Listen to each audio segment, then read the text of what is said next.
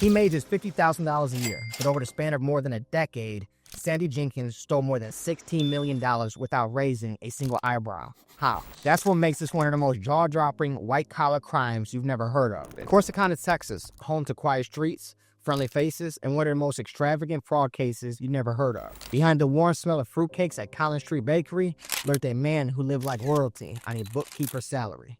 This is Sandy Jenkins. Hired in 1998, he worked his way up to corporate controller at Collin Street Bakery, a modest man on the outside, quiet, timely, trusted. He made around $50,000 a year and kept to himself. No one asked questions. I mean, why would they? He's not the type that you would suspect to be doing a crime. But behind his real chill attitude and reading glasses, Sandy Jenkins had a secret.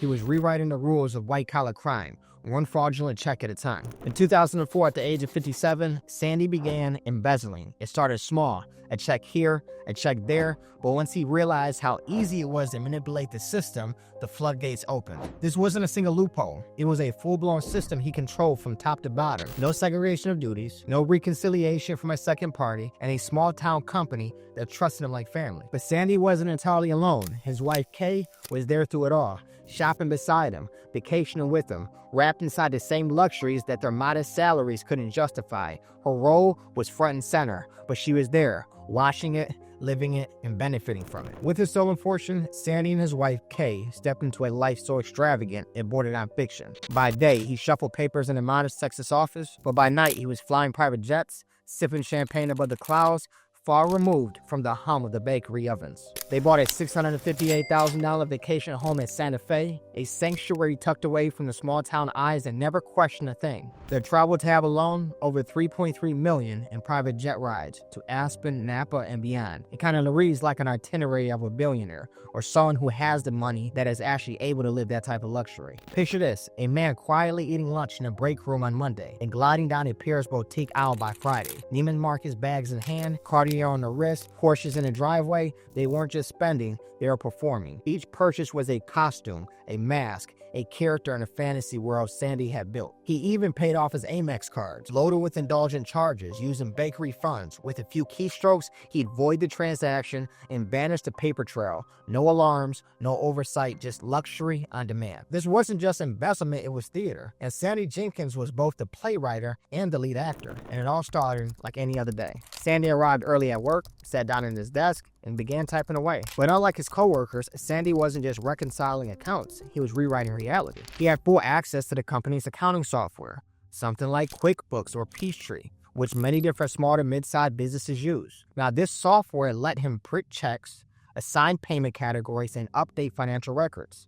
That means Sandy can not only create payments, but also decide what those payments look like on paper. Now, I want to give you guys an example of exactly how he'd be able to pull something like this off. Now, imagine Sandy wanted to be able to buy a $25,000 Rolex. Here's how he'd do it. First, he'd go into the company system and print a real check made out to the jewelry store. Then, the bakery's banking account would send the money just like it would for a normal business expense. But after the check was sent, Sandy would go back into the accounting software and mark it as if it was voided, as if it never happened. Or instead of voiding it, he might label the expense as something innocent like office equipment or vendor supplies. To the bank, that money was gone.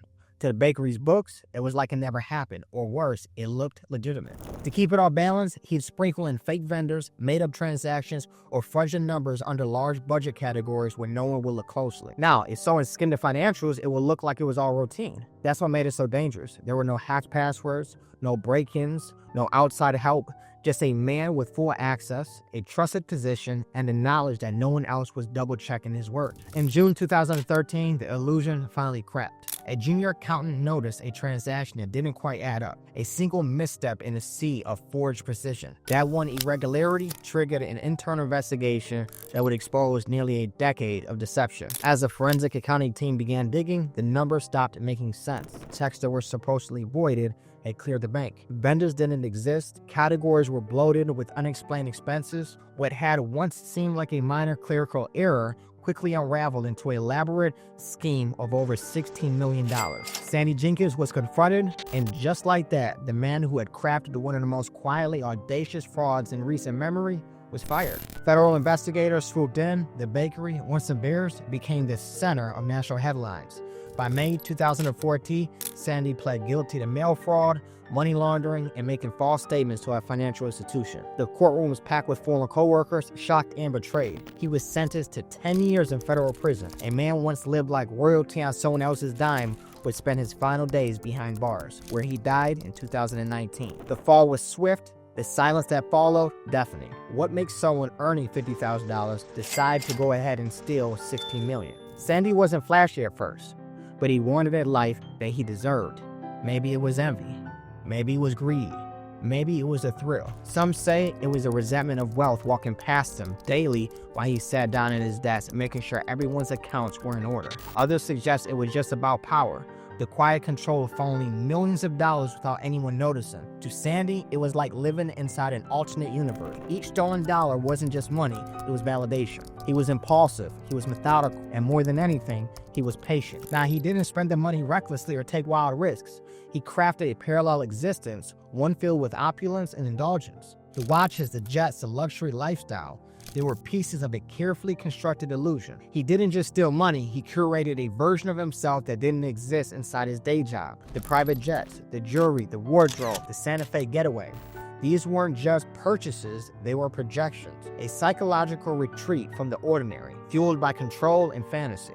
He lived two lives, the compliant corporate figure and the hidden millionaire. And perhaps in Sandy's mind, that duality wasn't just necessary, it was deserved. So what exactly can we learn from Sandy Jenkins? That the most dangerous frauds don't always wear ski masks or break windows. They sit quietly at the desk, sip the morning coffee, and blend into the background. It's a lesson on how trust can be weaponized. Sandy didn't need force or threats. He used acquaintanceship, complacency, the illusion of reliability, and in doing so, he proved how fragile the strongest system can be when no one's watching. He didn't just steal money. He exploited a blind spot that exists in far too many businesses, the belief that loyalty equals security. The truth, no system is secure if it relies on a single gatekeeper, and no company, big or small, is immune from deception hidden behind a friendly smile. For nearly a decade, Sandy Jenkins built a kingdom of lies on fruitcake money, and no one saw it until it was far too late.